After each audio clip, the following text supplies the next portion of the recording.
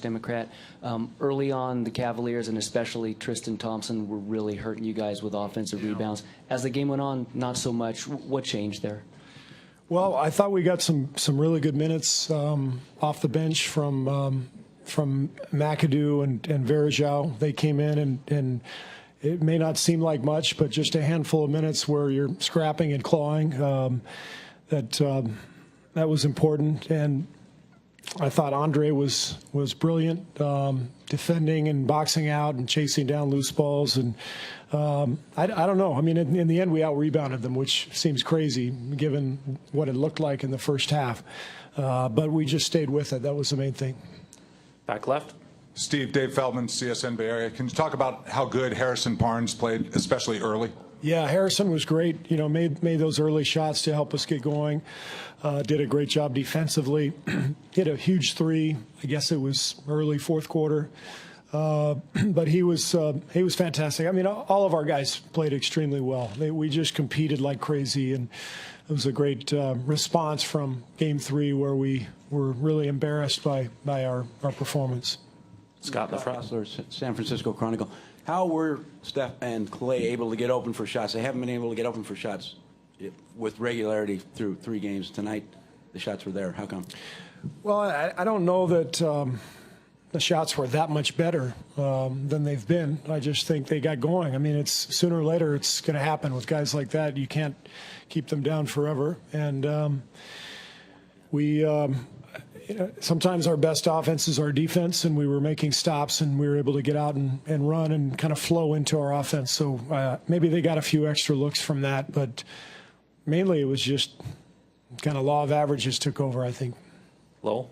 Lowell Cone, Santa Rosa Press Democrat. Steve, last game you used the word the adjective soft to describe your team. They were not soft tonight. How do you go in one game from being soft to whatever they were tonight? What happened? Well, we felt threatened. You know, I think up 2-0, we came in here, and for whatever reason, we thought, okay, we've got this, and they kicked us in the teeth, obviously, and for whatever reason, our team's personality is, and it's been this way for 2 years. We can't stand prosperity. You know, we start winning and then we let our guard down. And I thought we did that the other night, and Cleveland played a brilliant game. And tonight we were threatened and we responded well. Tim on this side. Tim Reynolds, Associated Press. Steve on your other side. On the right.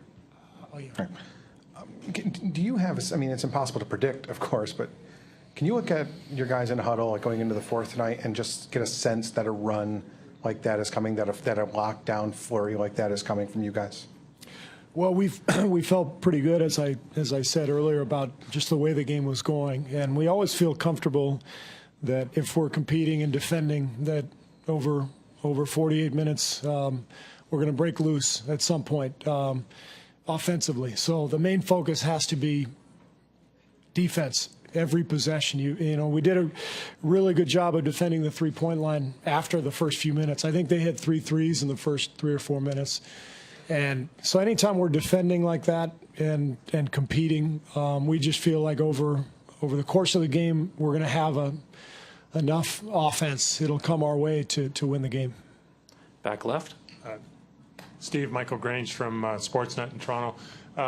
Couple of questions. One, you talk about your team not standing prosperity. How do you get them to focus on the small job in Game 5 versus what's at stake there? And then the offensive rebounding, Tristan Thompson, for example, really had you going in the first half, and that totally flipped around in the second. What did you guys do to change that? The first part of the question, I've already told our guys Game 5 will be the hardest game of the series. Every closeout game is difficult, but when you're at home, for a strange reason, it's even more difficult. You got, everybody in your ear. You got friends, you got family who want to come to the game and want to discuss everything, and we have to understand that this series is not over. We came in and did what we wanted to do, getting the split, but Game 5 will be extremely difficult. And as far as your second question, we just battled, and some of the balls went our way. Robert. Robert Littell, Black Sports Online. You talk often about how every player on your team has a role and has to be ready. A lot of people were surprised when McAdoo came off the bench early. What was your thought process in getting him in the game, and what did you think that he can bring energy-wise or matchup-wise that you've made the decision to kind of go to him? Well, he's extremely fast and quick for a front court player, and obviously with their move last game of going with Richard instead of Love with the concussion, the game got faster, and we just felt like McAdoo would hold up well in a game like this. He's a very smart player.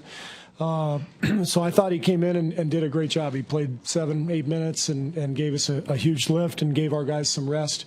But his speed and quickness seems to suit this series well. Steve, back right. Steve Ashburner, NBA.com.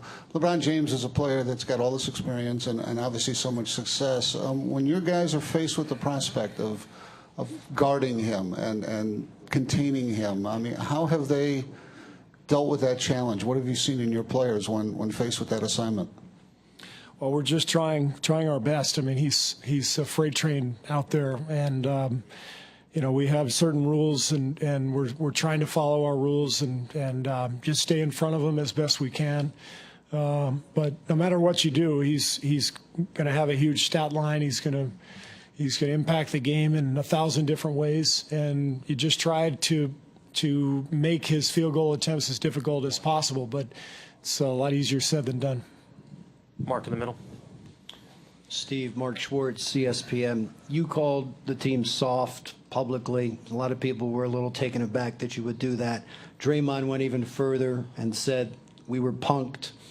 What impact do you think it has when you guys take it public the way you did and challenge the team and themselves? To be honest, I never even looked at it like I'm challenging them. I was just telling the truth, and they know the truth. We were soft, so I wasn't offending any of our guys. They'd be offended if they weren't soft and I called them soft, but I think everybody here would agree. We were awfully soft in Game 3, and we came out and competed much better tonight. Ken, right over here. Steve, Kenny wrote a WHBC radio. Let's see, 7 turnovers for LeBron tonight. I think 5 last game, 7 the game before. How are you able to get him to turn the ball over at that rate? I have no idea. I mean, it's just the way the game goes. You know, LeBron does so much for them. He handles the ball, makes so many plays that, you know, much like Steph, he's going to be, you know, a guy who has some high turnover games. It's not anything we're doing. It's just I thought we defended really well. We stayed home. We did our work on him, tried to stay in front of him, and that's just a number. It doesn't mean anything to me. Ron, last question over here. Steve, Ron Krukchik, San Francisco Chronicle. Beyond the law of averages, was there any point in the first half or any indications you got while observing Steph to see that he was sort of more like himself tonight? Well, he hit an incredibly tough baseline shot right in front of our bench that was, you know, I don't know many people on the planet who can make that shot. So when he made that shot, that was a good indication he was feeling better about himself and about the way the game was going. But again, he's Steph Curry. You know, he's the MVP for a reason. He doesn't have the size and the strength to dominate a game physically, so he has to dominate with his skill. And that's not an easy thing to do because your shot sometimes isn't going to go in. So, but he has a lot of faith in himself, and he trusts his shot, and he just kept firing, and tonight they went in. Thank you, Coach. Thanks. Coach Lou will be next.